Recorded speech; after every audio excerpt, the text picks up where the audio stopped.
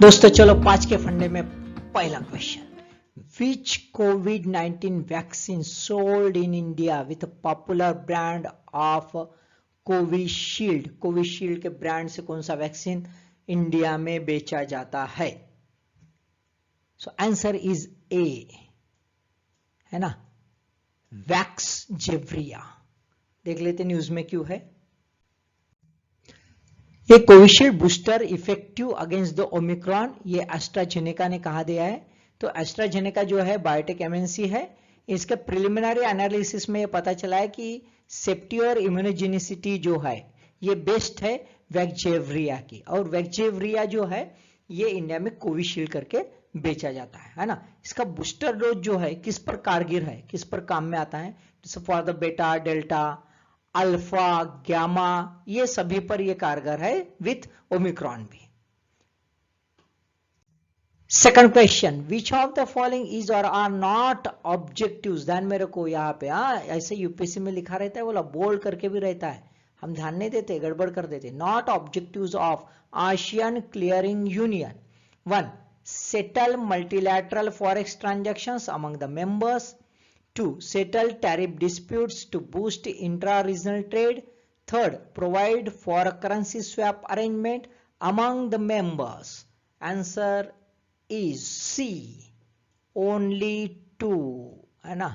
ये जो है नॉट ऑब्जेक्टिव, ध्यान में रखो, नॉट ऑब्जेक्टिव, यानी ये ट्रेड वगैरह से रिलेटेड नहीं है ना, कि भाई टैरिफ वगैरह का इशू है, इससे रिलेटेड नहीं है। नाम ही है आसियान क्लियरिंग यूनियन, क्लियरिंग बोला तो थोड़ा ध्यान में रख लेना, it's related with the monitor aspect and not with the tariff aspect, ठीक है। चलो देख लेते न्यूज में क्यों है। न्यूज में इसलिए है दोस्तों कि हाल ही में India extend 900 million aid to Sri Lanka, है ना। इसमें जो 400 मिलियन जो है डॉलर, ये आसियान करेंसी यूनियन के अरेंजमेंट से under the currency swap scheme, इसमें इंडिया ने एडजस्ट किया है।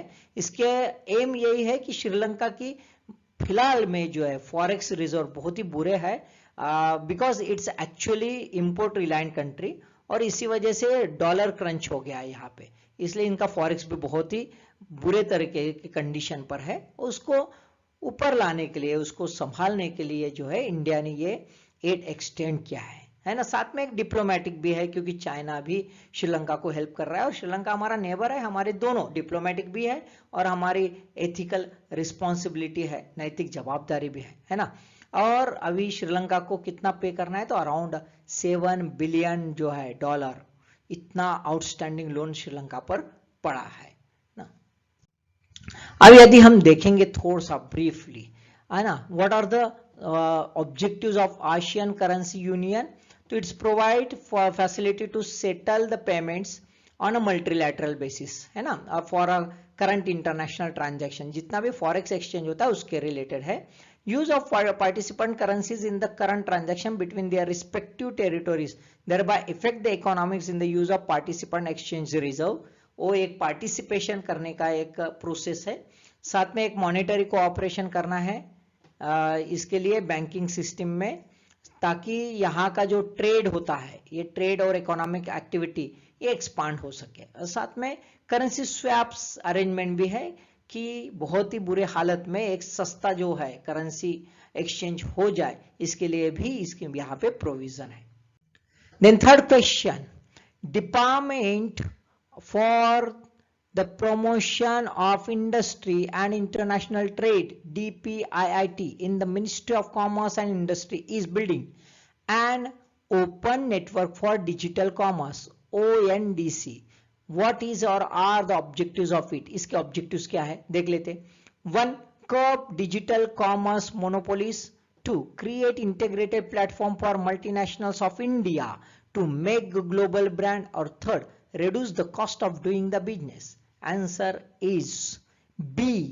Answer is B, यानी इसके ऑब्जेक्टिव कौन से? कर्ब द डिजिटल कॉमर्स मोनोपोली खत्म करनी है, और दूसरा है reduce the cost of doing the business. देखो थोड़ा ध्यान में रखो, सेकंड इसमें क्या लिखा है, create integrated platform for multinational of India.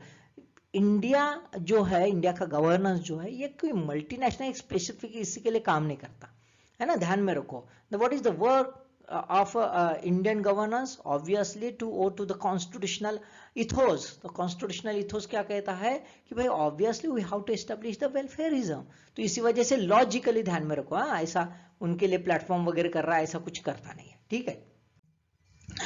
देखो क्या है other elements, important things in the ONDC। Dynamic pricing है, इन्वेंटरी मैनेजमेंट और ऑप्टिमाइजेशन ऑफ डिलीवरी कॉस्ट, ये 3 डायमेंशंस पर फोकस किया है। What are the aim to democratise the digital commerce. क्या हो गया, बड़े बड़े प्लेटफॉर्म है, प्लेटफॉर्म सेंट्रिक, अमेजॉन है, फ्लिपकार्ट है, बम मजे मार रहे हैं, है ना, और बम छपाई कर रहे हैं। अब ये जो बंदे हैं इनके सामने जो छोटे हैं प्रोप्राइटर्स, छोटे छोटे बेचारे किराना दुकान वाले वगैरह, ये क्या करेंगे, इनका ऑनलाइन प्लेटफॉर्म कैसे बनाएंगे? They are enable to compete with this big shots. और इसी वजह से ये इसका डेमोक्रेटाइजेशन हो जाए डिजिटल कॉमर्स का, इसके लिए ये गवर्नमेंट की एक बेहतरीन पहल है ना, पहल है। Design to curb the digital monopoly, standardise onboarding retailers on the e-commerce sites and provide alternative to the proprietary e-commerce platforms. Fourth question, Hunga Tonga volcano located in, कहां पे है भाई? Atlantic Ocean, Caribbean Sea, Mediterranean Sea, South Pacific Ocean, कहां पे है? So answer is D, South Pacific Ocean. इसका location South Pacific Ocean में है। न्यूज में क्यों आया देख लेते हैं भाई। अभी जबरदस्त वोल्केनिक इरप्शंस हुआ ऑन द 15 जनवरी 2022 को, जबरदस्त, इतना खतरनाक हो गया कि पिछले 30 दशकों में ऐसा नहीं हुआ था, है ना।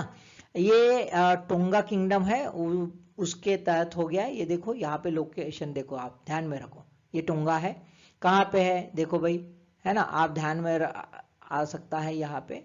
ये ऑस्ट्रेलिया और न्यूजीलैंड जो है ये एरिया में है ना, थोड़ा सा लोकेशन भी ध्यान में रखो। अब ये जो है पोलिनेशियन कंट्री का ग्रुप है, उसमें आता है। इट प्रोड्यूस द क्लाउड, बहुत बड़ा धमाका हो गया, जबरदस्त, इतना धमाका हो गया कि उसके वजह से सुनामी आ गया।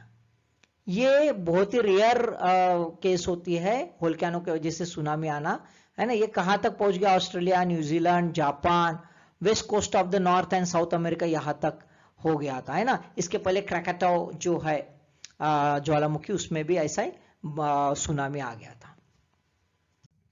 Then last question, in the given map of India, identify correctly the location of Lipulekh pass. Lipulekh pass का लोकेशन आपको आइडेंटिफाइड कर लेना है। 1 2 3 4 दिया है ना। What is answer? 1, है ना, ये है 1, यानी ये है लिपुलेख। ध्यान में रखो, लिपुलेख पास ये बिल्कुल पॉइंट पर है ना। यहाँ पे उत्तराखंड के एकदम से पॉइंट में, यानी नॉर्थ ईस्ट वाला पॉइंट दिखता है, और नेपाल का ऊपर का पॉइंट उसमें है। ये देख लेते न्यूज में क्या है। न्यूज में इसलिए है कि India position on the Nepal boundary consistent, embassy ने कह दिया है just after the days after honourable prime minister recent announcement to expand the road across the Lipulekh area which Nepal claim its own territory, है ना। नेपाल ने इसका विरोध भी किया है। लिपुलेख यदि देखा जाए कि it's a fast western point near the काला पानी एरिया, ये काला पानी एरिया है इसका, ये एरिया देखो यहाँ पे है, बराबर है, ठीक है। यहाँ पे ये काला पानी भी है। आप लोग थोड़ा सा मैप भी रीड कर दीजिए, ठीक है। मैप बहुत इंपॉर्टेंट है, जब भी आप न्यूज पढ़ते हो मैप पढ़ते रहिए, मैप के साथ ही पढ़ाई होना चाहिए। It's a best way, it's a correct way, okay. Both countries claim काला पानी एज देयर इंटेग्रल पार्ट।